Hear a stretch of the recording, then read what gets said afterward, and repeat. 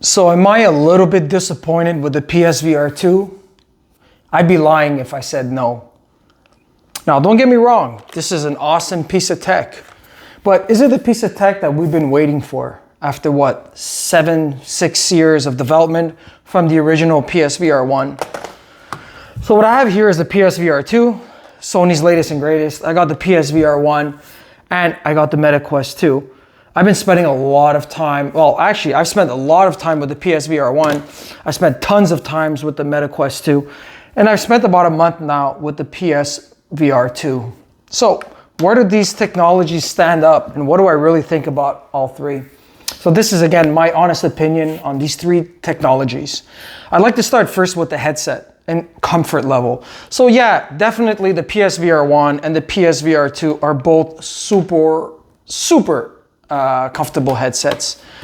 And in the sense that they use the typical telescopic installation. So you could just pull yourself back, install, and then you can readjust the little slider. So the PSVR 1 and the PSVR 2 both have this technology. And then there's a little knob in the back that allows you to tighten. So that's really good. When it comes to comfort level, I feel like Sony has always been at the top of their game when it comes to ergonomics, the type of materials that they use. So yeah, PSVR 1, PSVR 2, comfort level, really good.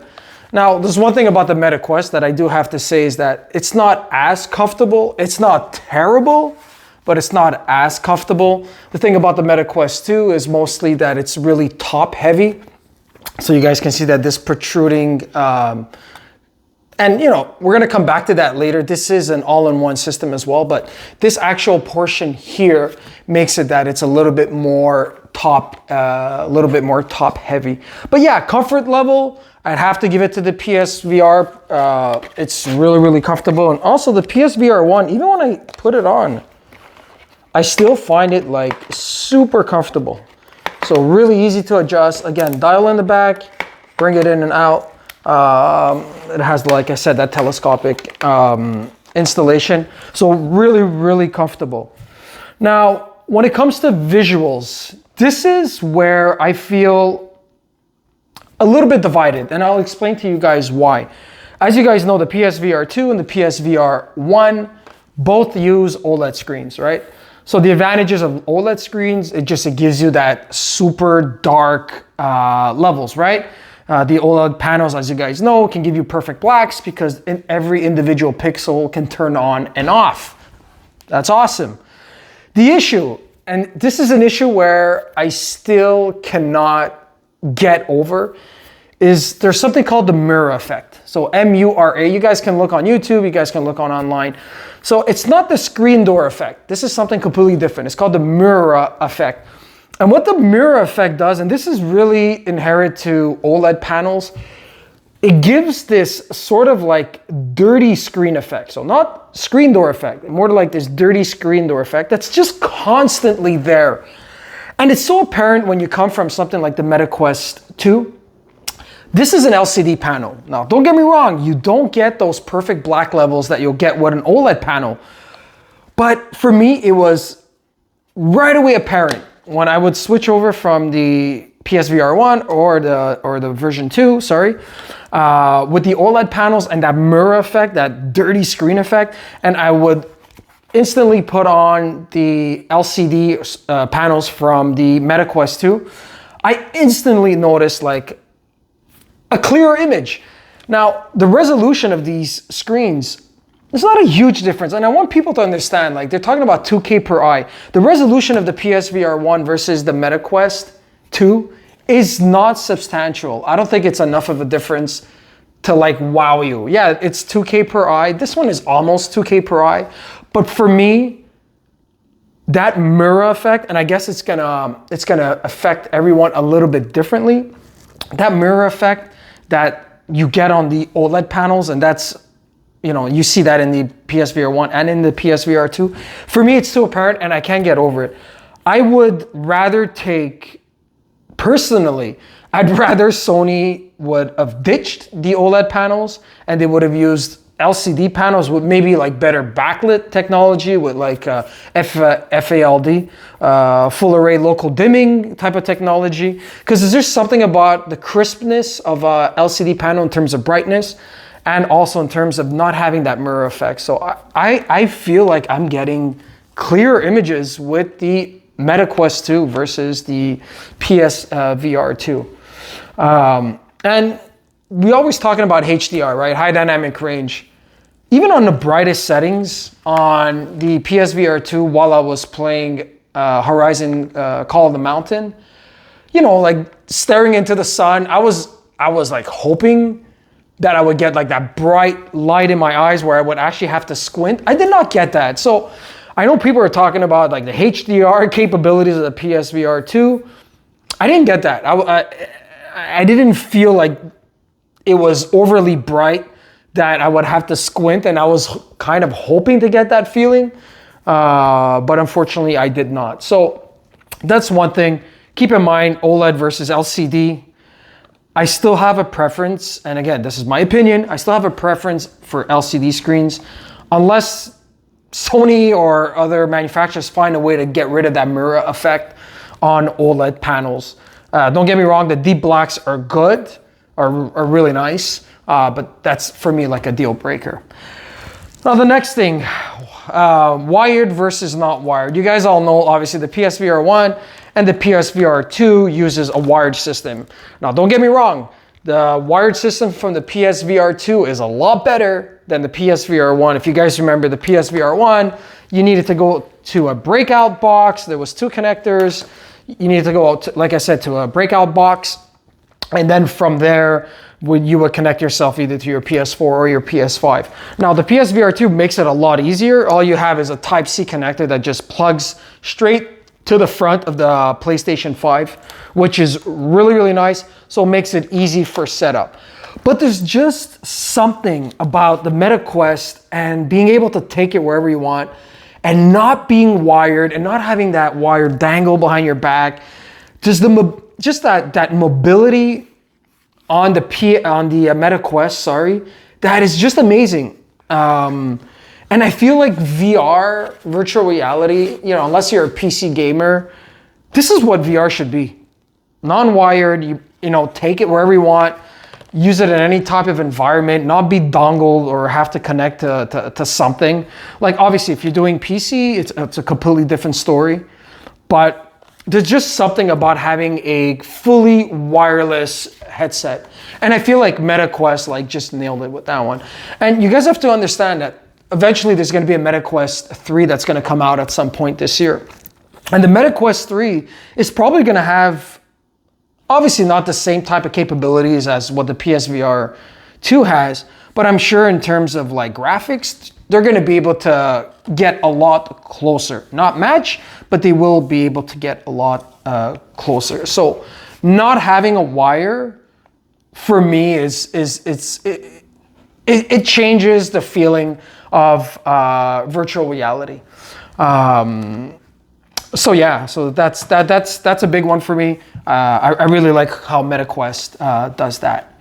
Now tracking. So this is always, I guess it's a hit or miss. So you guys know that like the PSVR 1 uses a camera that tracks these lights, right, all around, in order to know exactly where your headset is when you're turning your head. And as you guys know, and I'll talk about the controllers a little bit later, but the tracking is done via camera. Now the PSVR 2 and the Meta Quest use cameras. So there's 4 built-in cameras that actually track your surroundings. So definitely in terms of like tracking, both are really similar. I didn't see a significant difference between the PSVR 2 or the Meta Quest.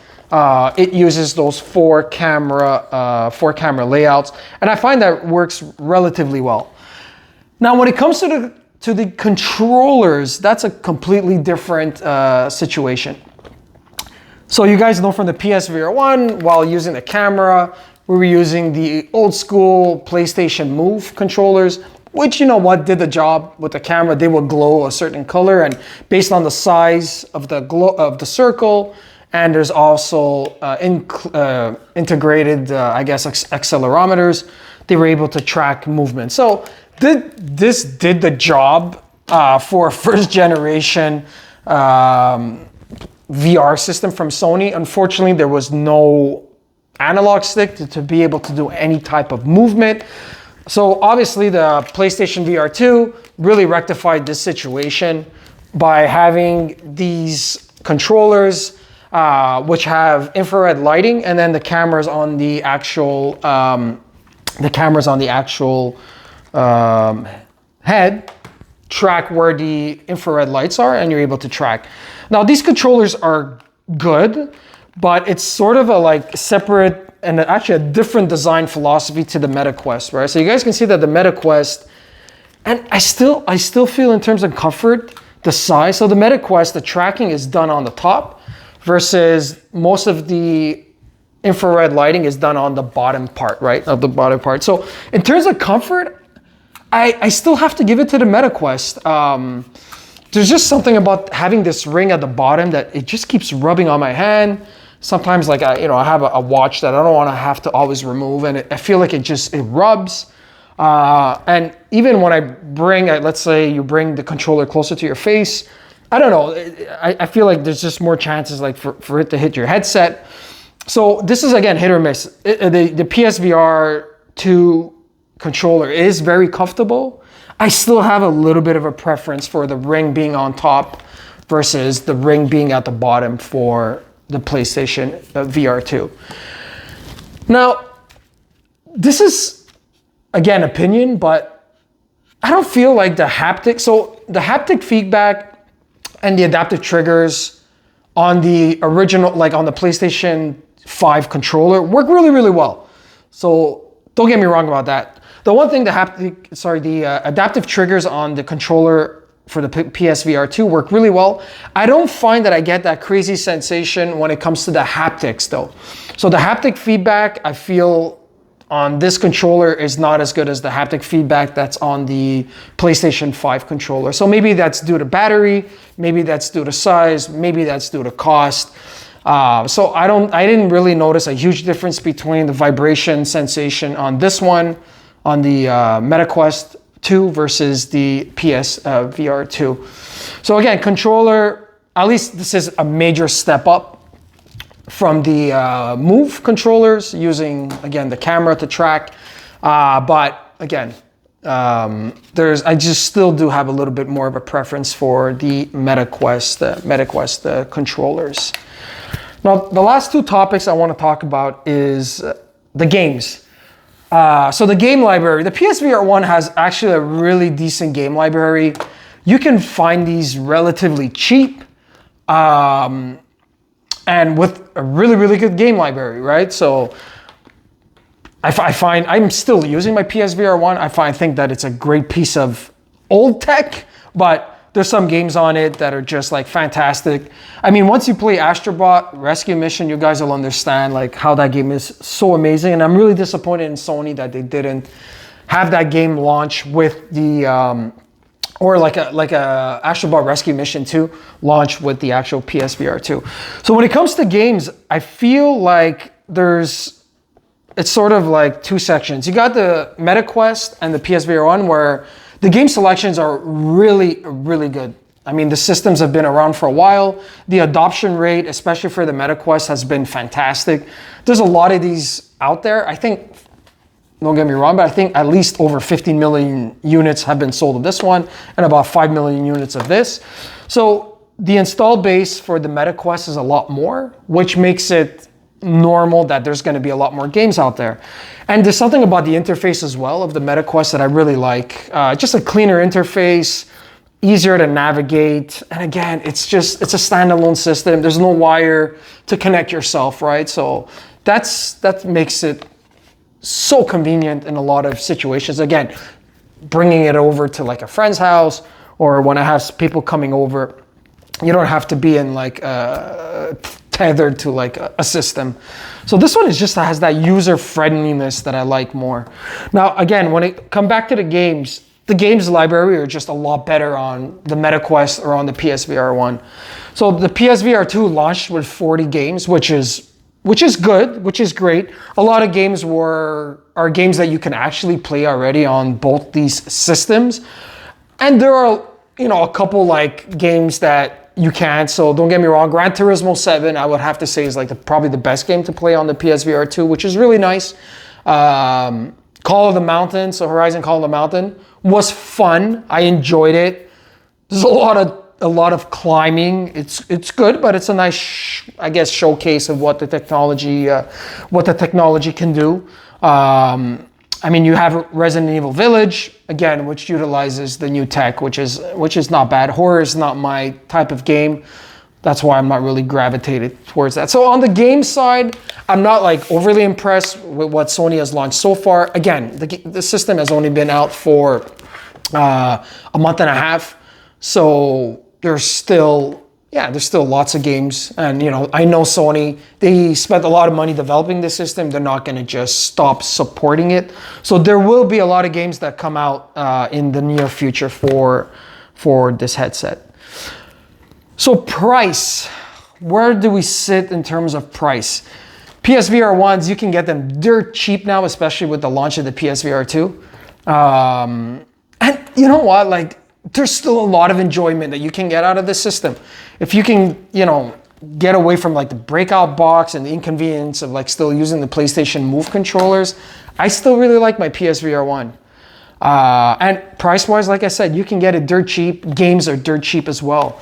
Now the Meta Quest 2, although they did have a price hike, is still a pretty good bargain for what you can get. It's self-contained. You don't need to buy a piece it doesn't tether itself to anything.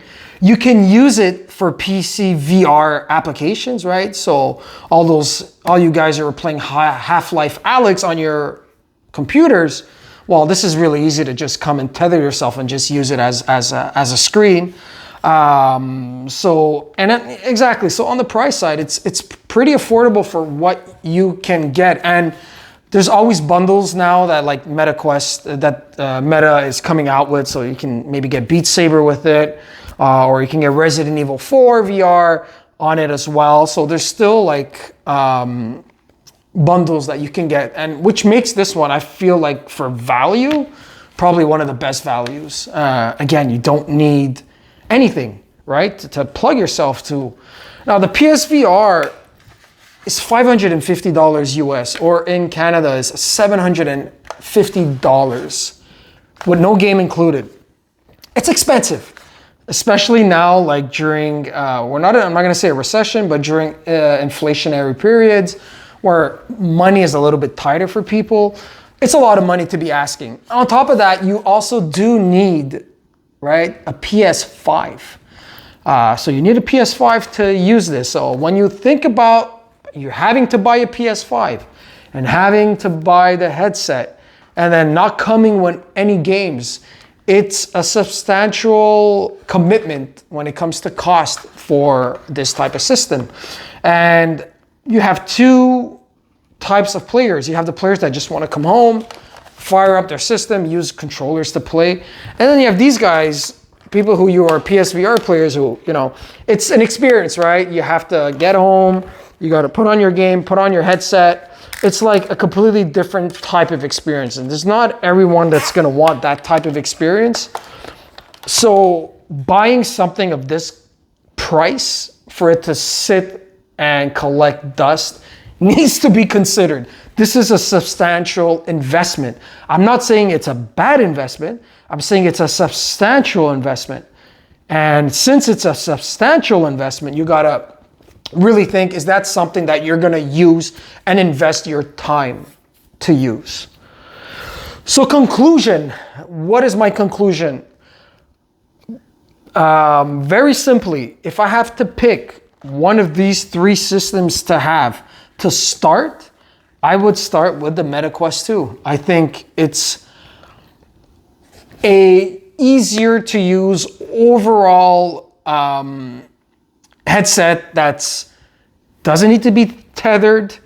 It has some really good controllers. LCD screen, yes, but it doesn't have that mirror effect. It has an awesome game library. Meta has been updating the interface and having firmware upgrades. And you guys know that and also it can be used to tether to a PC VR. I really like this system. And if it's for somebody who's like just starting to get into VR, like the Meta Quest 2 is a great system. Now, if you already have a PS5 and you absolutely want the latest and greatest and you have the money, sure. I mean, the PSVR 2 can be a good option. But do you need one right now? No. The honest answer is no, you do not. Wait for a price drop. Wait for more games to come out. You're not missing out on much. The cost, I feel, is still high. And they should support it with a lot more games. So that's pretty much it, guys. That's my overview for these 3 VR headsets. I hope you guys found this interesting and it could help you guys a little bit with more of your decision making. So that's it for today. Like, subscribe, leave a comment. And as always, have yourself a great day. Have yourself a great night. And I'll catch you in the next one. Cheers.